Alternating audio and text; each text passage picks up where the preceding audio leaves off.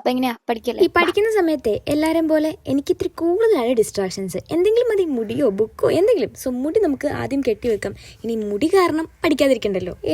Okay, നമുക്ക് കഴിഞ്ഞ 10 ദിവസത്തിന് ശേഷമാണ് ഈ ഒരു എക്സാം ഞാനിപ്പോൾ എഴുതാൻ പോകുന്നത്. ഈ 10 ദിവസമൊക്കെ അവധി ഉണ്ടോ എന്ന് ചോദിച്ചു കഴിഞ്ഞാൽ അങ്ങനെയൊന്നുമില്ല. ഇലക്ഷൻ തുടങ്ങിയതിന്റെ പേരിലാണ് നമുക്ക് ഇത്രയും അവധി കിട്ടുന്നത്. സാധാരണ ഒരു ഡേ ഒക്കെ ആയിരിക്കും എക്സാമിന് തലേദിവസം ഗ്യാപ്പ് വരുന്നത്. അത് ഇച്ചിരി ടാസ്കി എലമെന്റ് ആണ് നമ്മളെ സംബന്ധിച്ചിടത്തോളം. എനിക്കൊരു കമന്റ് വന്നായിരുന്നു, LLBയുടെ എക്സാം മലയാളത്തിൽ എഴുതാൻ പറ്റുമെന്ന് ചോദിച്ചു. എന്റെ ഈ ലാസ്റ്റ് എക്സാം വരെ അങ്ങനെ അല്ലായിരുന്നു. ഇനി ചിലപ്പോൾ നാളത്തേക്കൊക്കെ മാറ്റിയിട്ടുണ്ടാവാം മേ ബി. പക്ഷെ ഇപ്പൊ വരെ അങ്ങനെയൊന്നുമില്ല, ഇംഗ്ലീഷ് തന്നെയാണ് എഴുതുന്നത്. എന്റെ ഏത് എക്സാം വ്ലോഗ് എടുത്ത് നോക്കിയാലും എനിക്ക് ഫ്രൂട്ട്സ് കഴിക്കുന്നത് ഭയങ്കര ഇഷ്ടമാണ്. കാര്യം വേറൊന്നുമല്ല, ഈ അലച്ചു കൂവിയാണല്ലോ നമ്മൾ പഠിക്കുന്നത്. സോ നല്ലപോലെ തൊണ്ടയ്ക്കിന് വറ്റിപ്പോവും. സോ ഈ സമയങ്ങളാണ് ഞാൻ ടീച്ചേഴ്സിനെ ശരിക്കും സ്മരിക്കുന്നത്.